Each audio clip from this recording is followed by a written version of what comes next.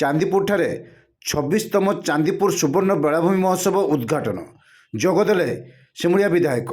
ଆଜି ରାତି 8ଟା ସମୟରେ ଚାନ୍ଦିପୁରଠାରେ 26ତମ ସୁବର୍ଣ୍ଣ ବେଳାଭୂମି ମହୋତ୍ସବ ଉଦ୍ଘାଟିତ ହୋଇଯାଇଛି।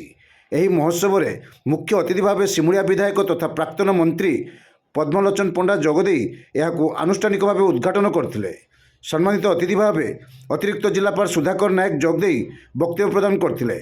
ବେଳାଭୂମି ମହୋତ୍ସବ କମିଟିର ସଭାପତି ତଥା ପୂର୍ବତନ ବିଧାୟକ ଜୀବନ ପ୍ରଦୀପ ଦାସ ସଭାରେ ସଭାପତିତ୍ୱ କରିଥିବା ବେଳେ ସାଧାରଣ ସମ୍ପାଦକ ହରେକୃଷ୍ଣ ଦାସ ସମ୍ପାଦକୀୟ ବିବରଣୀ ପାଠ କରିଥିଲେ।